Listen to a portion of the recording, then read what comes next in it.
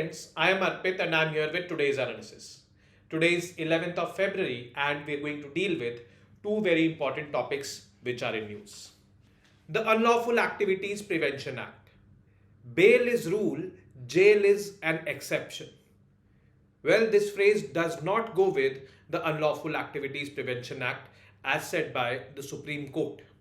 The Supreme Court, while hearing a case with respect to UAPA from Gurwinder Singh, an alleged person connected with the Khalistani movement, has denied bail under Section 43D5 of Unlawful Activities Prevention Act, that is UAPA. The bail provisions are extremely stringent and bail is not granted under any offences committed under this act. The Supreme Court has upheld this by denying bail to Mr. Gurwinder Singh. Next is MS Swaminathan gets Bharat Ratna. MS Swaminathan is known as the founding father of Green Revolution in India. The Green Revolution, which was introduced in the 1960s, ushered in high-yielding variety of seeds, fertilizers, pesticides with the aim to increase agricultural productivity in the country. This Green Revolution was there in Punjab, Haryana and Western UP. Was it beneficial?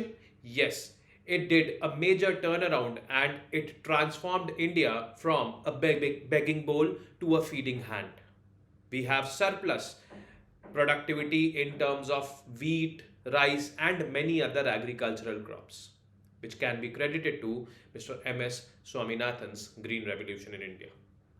So, to commemorate this, the government has accorded him with the highest civilian honor of India, that is Bharat Ratna. So let's get started with the first topic, that is Unlawful Activities Prevention Act 1967. Now this is one such law which is there in the country presently to tackle terrorism. Terrorism has been defined as an unlawful activity under this act. Are there other laws for terrorism existing? Yes. There is another law to tackle terrorism, that is Armed Forces Special Powers Act. But that law serves a different purpose and this law serves a different purpose, both tackling terrorism. Is Unlawful Activities Prevention Act the first ever law to tackle terrorism in the country? No, I would not say this. Armed Forces Special Powers Act, formulated in the year 1958. Unlawful Activities Prevention Act, when it was formulated in 1967, was not for terrorism, it was for secessionist activities. And it aimed to target those organizations which were dealing with secessionist activities or who wanted to secede from India. Then in the late 1990s and early 2000s, there were two laws, the Prevention of Terrorism Act and Terrorism and Disruptive Activities Act, that is TADA Act. Those laws were repealed by 2002 and in 2004, terrorism as an unlawful activities was introduced under Unlawful Activities Prevention Act of 1967. So, if I have to draw this timeline of laws for terrorism in India, 1958 AFSPA, 1967 was UAPA, but there was an exception in this, and that exemption was it did not include terrorism, but it included secessionist activities as an unlawful act. Then 1990s and 2000s, early 2000, basically 2002, there were two laws, TADA and POTA, Prevention of Terrorism Act and Terrorist and Disruptive Activities Act. These two laws were there, but these two laws were done away with in 2002. This TADA was done away with in 1998, POTA in 2002. Hence, in 2004, there was an amendment in UAPA and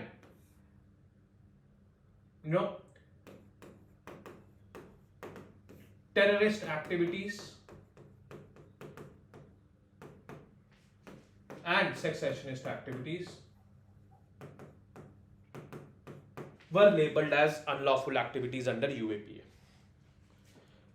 Now, one thing which we need to understand here is that in 2004, under UAPA, any organization which was indulging in these two kind of activities were booked under UAPA, not individuals, organizations. Then as we move further in 2019, there was another amendment in UAPA which included individuals also who were indulging in these kind of activities as an unlawful activity. And that is why now an individual named as Gurwinder Singh is being trialed under Unlawful Activities Prevention Act. Now, if you get arrested under Unlawful Activities Prevention Act, it is impossible, kind of impossible to get bail. And that is why the Supreme Court said that bail is the rule, jail is the exception, does not go with UAPA. Jail is the rule, bail is an exception, it goes with UAPA. Yes, it is not like getting bail is impossible. The Supreme Court in 2021 granted bail. The Delhi High Court in 2021 itself granted bail to 3 people who were indulged in the CAA and NRC protests in Delhi. So it is like this. But yes, those were exceptional circumstances, and this is not any exceptional circumstances because this Gurwinder Singh is an alleged Khalistani module linked individual or Khalistani module linked terrorist. Khalistan basically is wanting to secede the entire Punjab from India and form it as a separate country. So it is an unlawful activity. As simple as that. So this is what we need to understand. Now we'll get to know the law.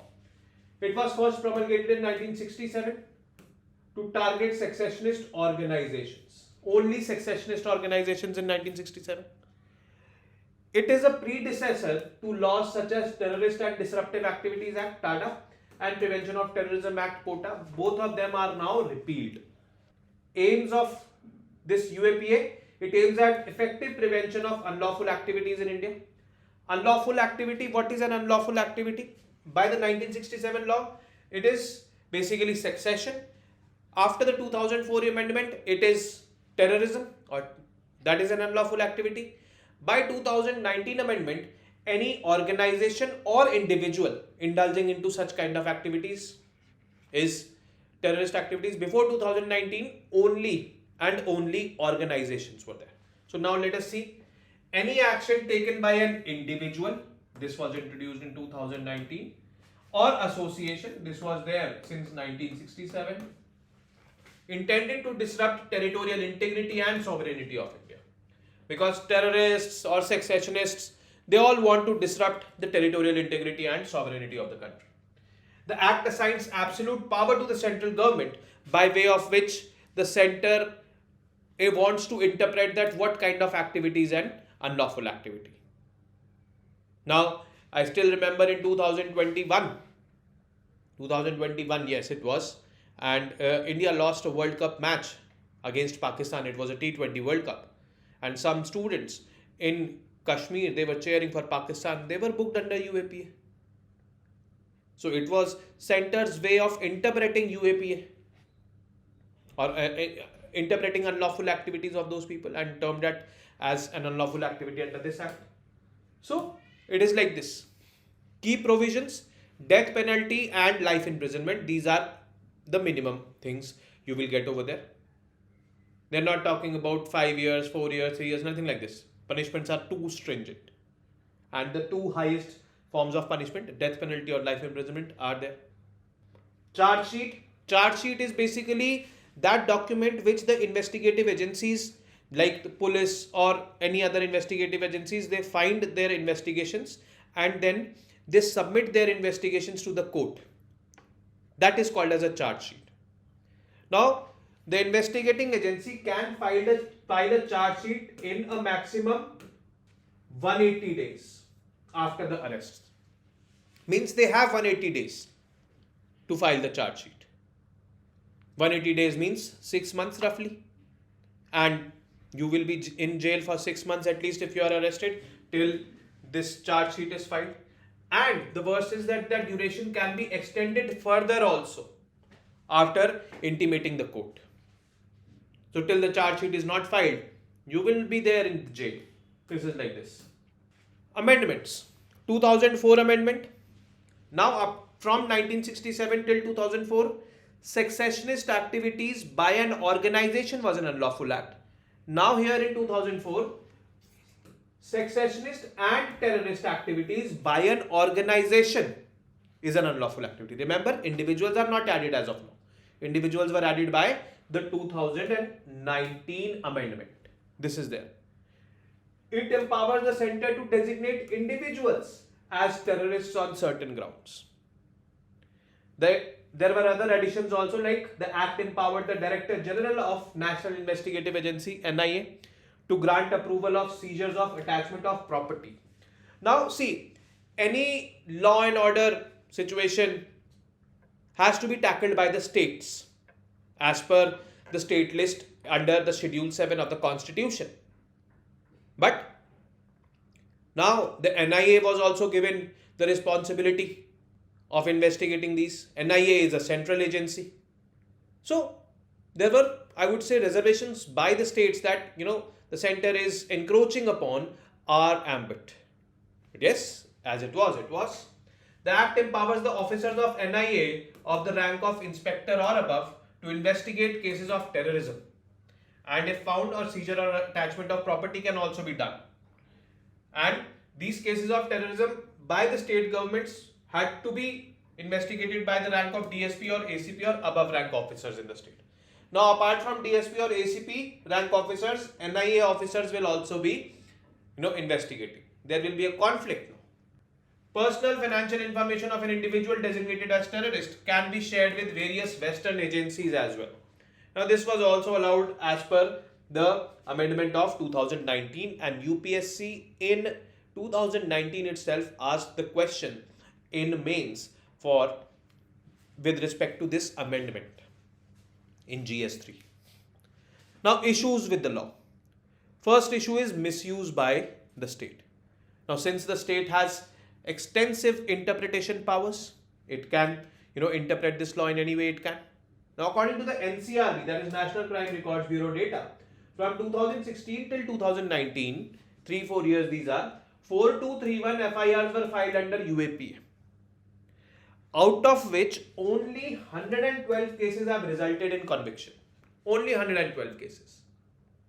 This clearly highlights the low conviction rate and the high rate of misuse by the law enforcement agencies. Law enforcement agencies means the government.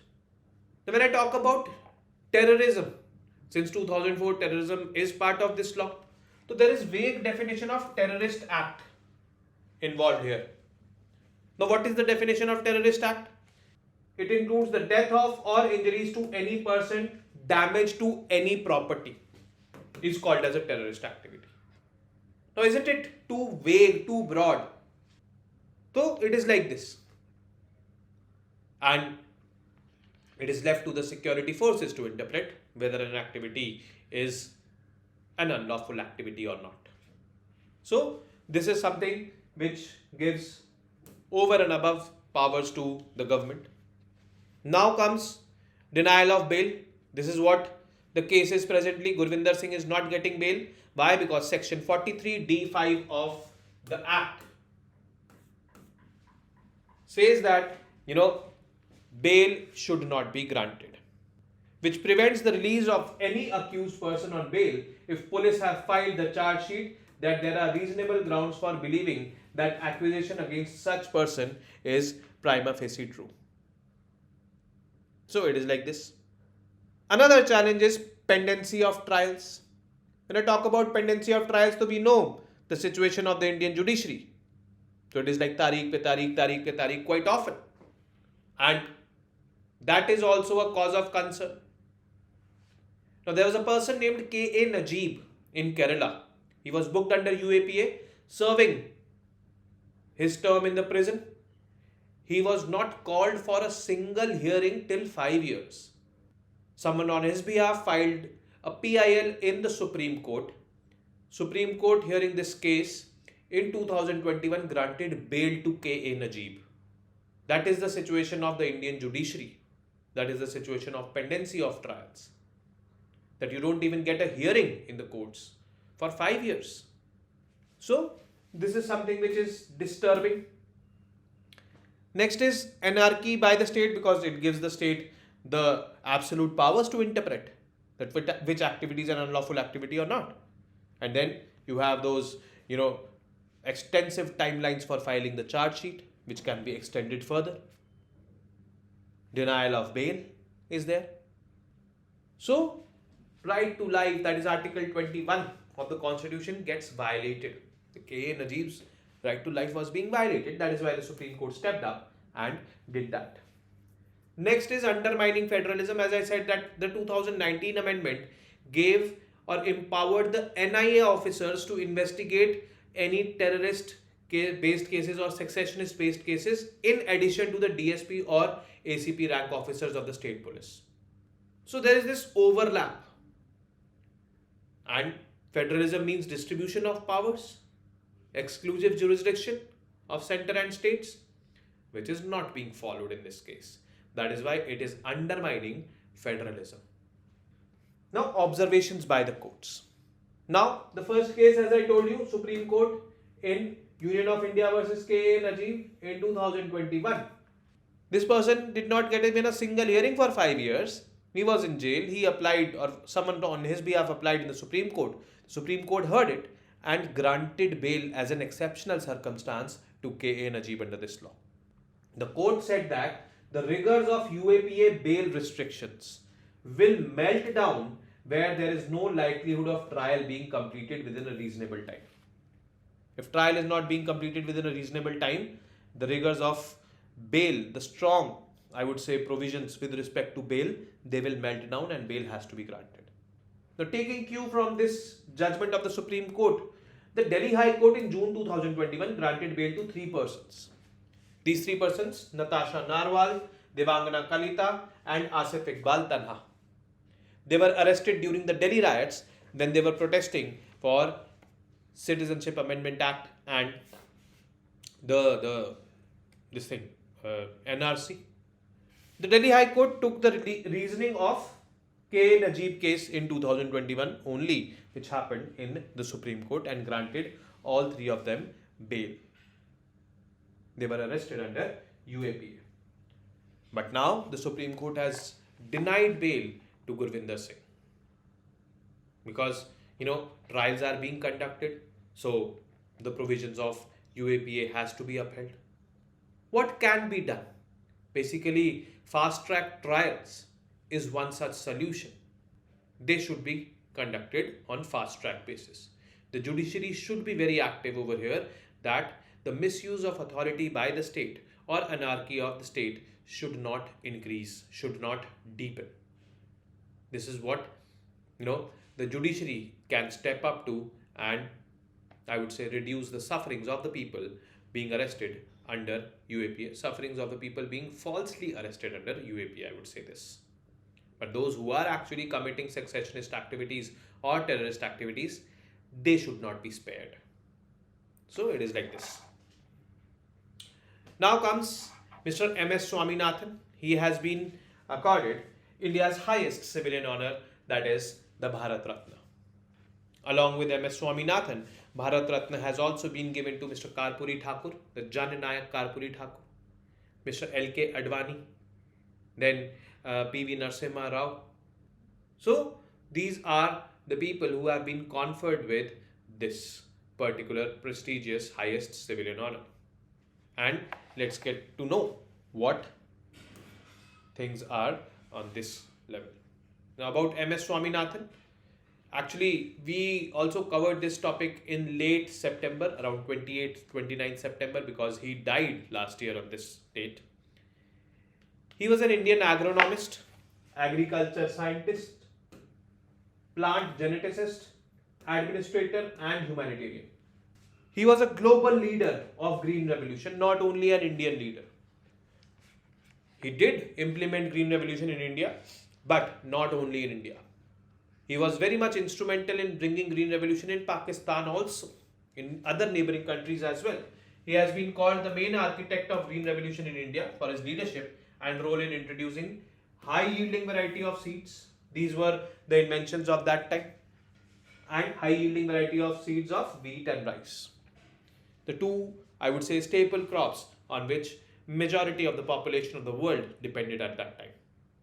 And these two were in scarcity. The population had been growing rapidly. So we needed some scientific innovation to boost productivity. So it was like this. Now, he collaborated with Mr. Norman Borlaug. He was basically the inventor of high yielding variety of seeds, or main protagonist of high yielding variety of seeds, Mr. Norman Borlaug. And he did it for implementing green revolution in India and saved India and Pakistan from certain famine-like conditions in the 1960s. If I talk about famine-like conditions in India in 1960s, we had three on the straight drought years: 1962, 63, 64. At that time, we were importing around 75% of our food grain requirement from other countries. There was a slogan given by Lal Bahadur Shastri, the then Prime Minister: Jai Jawan, Jai Kisan. Jai Jawan to motivate the Jawans in the army, because we lost the 1962 war with China. We were on the cusp of another war with Pakistan in 1965. And Jai Kisan to motivate them to adopt this green revolution. So it was like this. The farmers did adopt this. It did create a major turnaround, and by 1971, I would say just few years down the line, we reduced import dependence to 20% only from 75%. By the late 1990s, we became Atmanirbhar. By the early 2000s, we started having surplus productivity. And now we are exporting food grains. In financial year 23, that is 2022-23, we exported food grains worth $50 billion of rupees. This is the high $50 billion, and this is the highest in Indian history till now. So definitely we have to credit the chief architect of the green revolution in the country, Mr. M.S. Swaminathan, and he has rightly been given the Bharat Ratna. Now, positions held by: his leadership as Director General of International Rice Research Institute in the Philippines, he was there. United Nations Environment Program has called him the father of economic ecology, because this green revolution actually uplifted the incomes of the farmers. They adopted this at very high scale. Then he has been a president of Pugwash Conferences and International Union for Conservation of Nature, IUCN, which issues the red list and all, red data book and all, which highlights threatened, vulnerable, critically endangered species. In 1999, he was one of the three Indians, along with Gandhi and Tagore, on the Times list of 20 most influential Asian people of 20th century. Now, this is something which is a very, very big achievement, because he is sharing this platform with the likes of Mahatma Gandhi and Rabindranath Tagore. So, this is something which is phenomenal achievement by him. So, let's talk about his awards and achievements. He was awarded with the World Food Prize in 1987, and this was the first ever World Food Prize given by United Nations. It is one of the highest honors in the field of agriculture. Then the Shanti Swarup Bhatnagar Award was given to him, Raman Magsaysay Award, Albert Einstein World Science Award, and now India's highest civilian honor, Bharat Ratna, has been given to him. So this is what he has achieved, and this is what he has done. India is one of the leading producers of many agricultural commodities in the world nowadays. We can definitely credit this man behind this achievement of the country. And rightly, he has been awarded this.